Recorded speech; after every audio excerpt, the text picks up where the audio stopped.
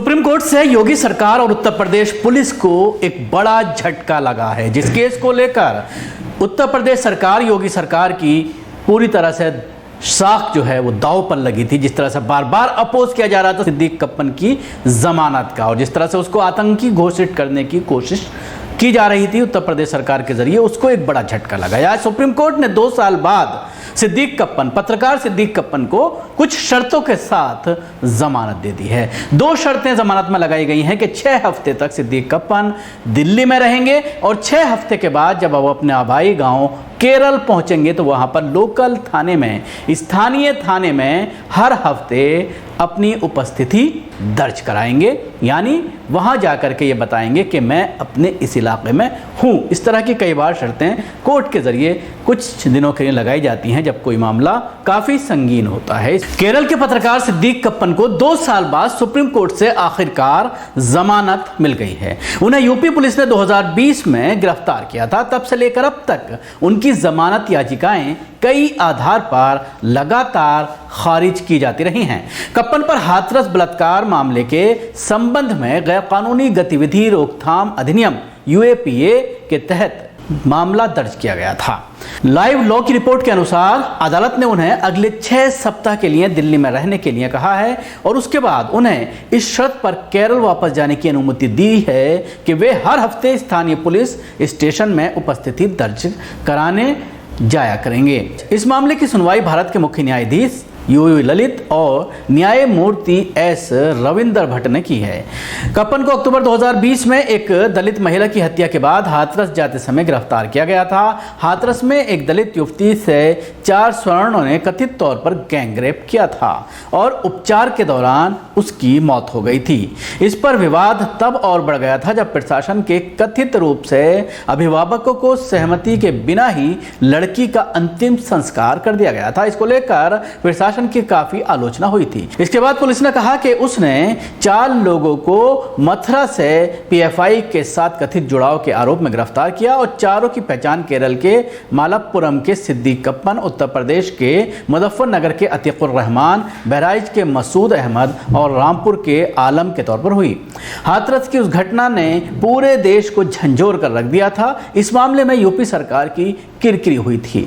इसके बाद यूपी सरकार ने कार्रवाई की और कहा कि सरकार को बदनाम करने के लिए साजिश रची गई थी। इसी साजिश में शामिल होने का आरोप कप्पन पर भी लगाया गया था।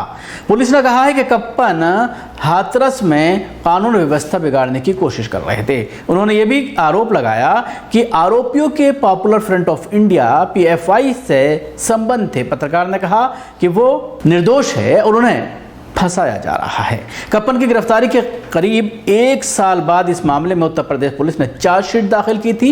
यूपी एसटीएफ की चार्जशीट में कहा गया था कि सिद्दीक कप्पन के मुस्लिमों को पीड़ित बताया, मुस्लिमों को भड़काया, वामपंथियों व माओवादियों से सहानुभूति जताई। 2021 में सितंबर के आखिर में दाखिल 5000 पन्नों की चार्जशीट में कप्पन द्वारा मलयालम मीडिया में लिखे गए उन 36 लेखों का हवाला दिया गया जो कोरोना संकट के बीच निजामुद्दीन मरकज, सीएए के खिलाफ प्रदर्शन, उत्तर पूर्वी दिल्ली दंगा, अयोध्या में राम मंदिर और राजद्रोह केस में जेल में बंद शर्जील इमाम के आरोप पत्र को लेकर लिखे गए थे। द इंडियन एक्सप्रेस ने सूत्रों के हवाले से खबर दी थी कि एसटीएफ की चार्जशीट के नोट में निष्कर्ष निकाला गया सिद्दीक कप्पन के उन लेखों को काफ़ी हद तक सांप्रदायिक कहा जा सकता है। दंगों के दौरान अल्पसंख्यक का नाम लेना और उनसे जुड़ी घटनाओं के बारे में बात करना भावनाओं को भड़काना कहा जाता है। जिम्मेदार पत्रकार ऐसी सांप्रदायिक रिपोर्टिंग नहीं करते। कप्पन केवल और केवल मुसलमानों को उकसाने की रिपोर्ट करते हैं, जो कि पीएफआई का एक छिपा हुआ एजेंडा है। कुछ रिपोर्ट्स माओवादियों और कम्युनिस्टों के प्रति सहानुभूति रखने के लिए लिखी गई थीं। तो इस तरह के आरोप उनके ऊपर लगाए गए थे कि वो इस तरह की लेख लिखते हैं, वो भड़काने का काम कर रहे हैं। जिस तरह से मुसलमानों के ऊपर अक्सर इस तरह के आरोप लगाए जाते हैं जब जानबूझ करके किसी केस में फंसाना होता है। और इस पूरे मामले को लेकर 2 दिन पहले भी जिस तरह की टिप्पणी उत्तर प्रदेश सरकार के जरिए, उत्तर प्रदेश पुलिस के जरिए कोर्ट में की गई थी और ये कहा गया था कि पर्याप्त सबूत इनके खिलाफ मौजूद हैं जिसके तहत इनके ऊपर यूएपीए बनता है, तो इसलिए उनको जमानत न दी जाए। जमानत की जो है वो रिक्वेस्ट जो है वो कैंसिल कर दी जाए। इस तरह की दरख्वास्त उत्तर प्रदेश पुलिस के ज़रिए की गई थी सुप्रीम कोर्ट से, लेकिन सुप्रीम कोर्ट ने आज कुछ शर्तों के साथ ज़मानत दे दी है। 2 साल बाद बाहर आएंगे। जिस तरह से आपने देखा होगा लगातार इस पूरे मामले को लेकर उनके घर वाले कई बार दिल्ली आए, प्रेस कॉन्फ्रेंस भी की प्रेस क्लब ऑफ इंडिया में। उसके साथ ही जो इनके साथी जो जेल में बंद हैं, जो कैब ड्राइवर हैं उत्तर प्रदेश के, उसकी पत्नी ने भी कई बार आकर के, क्योंकि उनको हार्ट की प्रॉब्लम है, शुगर है, बीमार रहते हैं, उसको लेकर भी, उस ग्राउंड को लेकर भी अब जो है वो अर्जी लगाई गई बेल की, लेकिन अभी तक और बाकी लोगों को बेल सुप्रीम कोर्ट से नहीं मिली है। अब उम्मीद की जा रही है कि कप्पन की बेल होने के बाद शायद 3 और लोग जो इनके साथ मौजूद थे उनको भी अब कोर्ट से के ज़रिए बेल मिल सकती है और जेल से रिहाई हो सकती है। क्योंकि आपको हमारी कोशिश कैसी लगी ज़रूर बताएं। हमारे यूट्यूब चैनल को सब्सक्राइब करना ना भूलें। इसके साथ ही हमारे पेज को लाइक करें और फॉलो भी करें। धन्यवाद।